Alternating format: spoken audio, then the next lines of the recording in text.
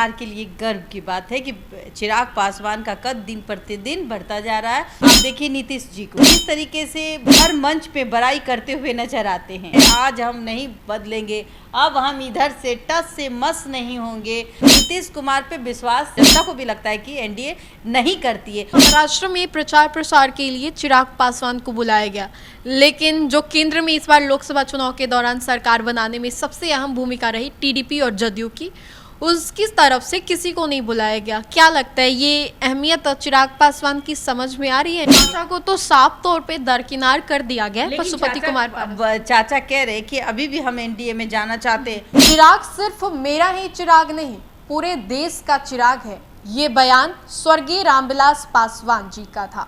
नमस्कार, आप देख रहे हैं देशवा न्यूज, आपके साथ मैं हूँ राजनंदिनी। देखिए, जब स्वर्गीय रामविलास पासवान जी जीवित थे तो उन्होंने एक बयान दिया था जिसमें उन्होंने चिराग की तारीफ की थी। चिराग पासवान के बारे में उन्होंने कहा था कि आने वाले समय में चिराग पासवान पूरे ही देश का चिराग बनने वाला है।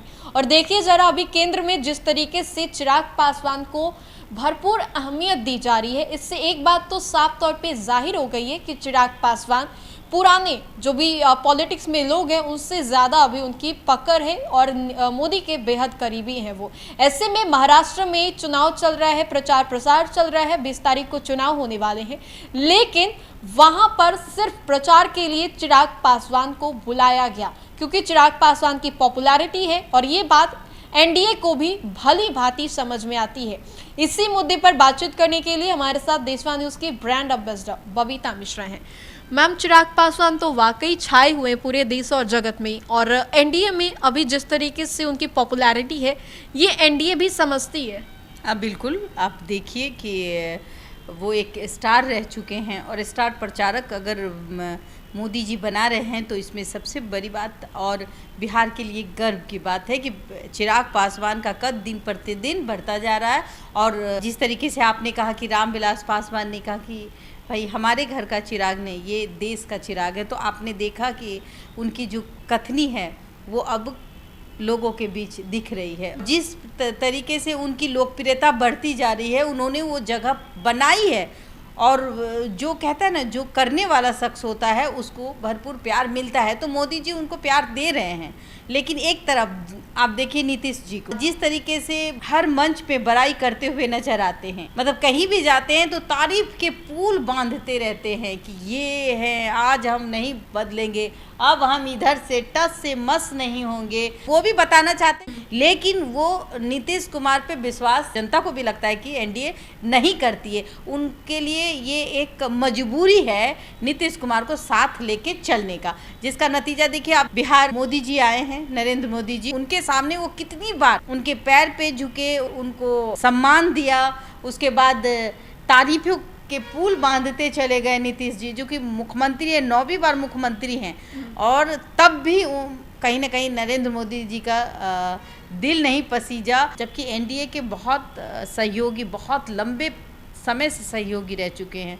और अगर बिहार में सरकार भी है तो कहीं ना कहीं नीतीश जी के वजह से है, और उनको वहाँ जगह नहीं मिलती है, चिराग पासवान को मिलती है। तो चिराग पासवान का कद जो है वो कहीं ना कहीं जब देखते हैं तो बिहारी होने का गर्व महसूस। अभी महाराष्ट्र में प्रचार प्रसार के लिए चिराग पासवान को बुलाया गया, लेकिन जो केंद्र में इस बार लोकसभा चुनाव के दौरान सरकार बनाने में सबसे अहम भूमिका रही टीडीपी और जदयू की, उसकी तरफ से किसी को नहीं बुलाया गया। क्या लगता है ये अहमियत चिराग पासवान की समझ में आ रही है एनडीए को?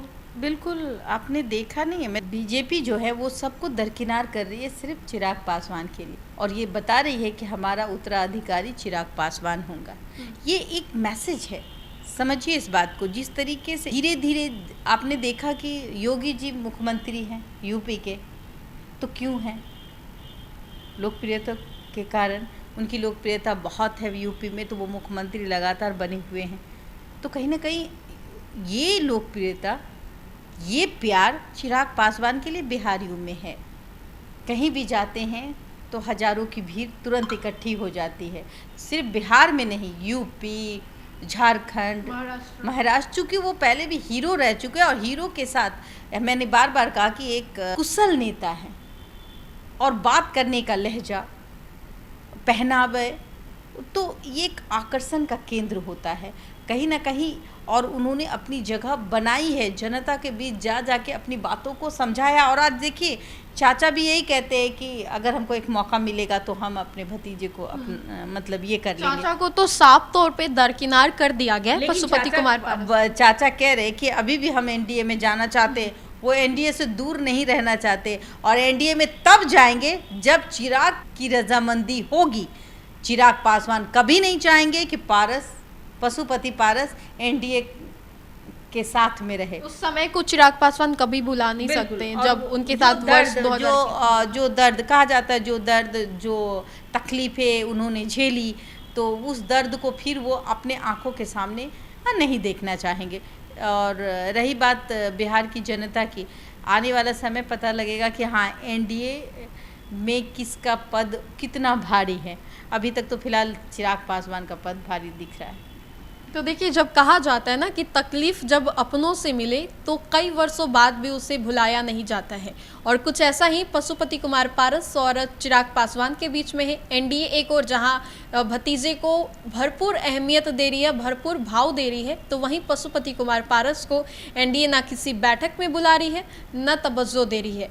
और जिस तरीके से महाराष्ट्र में प्रचार प्रसार हो रहे हैं, उस दौरान चिराग पासवान को ही सिर्फ वहां पर बुलाया गया था प्रचार प्रसार के लिए। हालांकि टीडीपी और जदयू को अभी तक कोई बुलावा नहीं आया है कि आकर थोड़ा प्रचार प्रसार कर दे। 20 तारीख को महाराष्ट्र में चुनाव होने वाला है, देखना बेहद दिलचस्प होगा कि वहां पर किस तरीके से एनडीए अपनी भूमिका को साबित कर पाती है।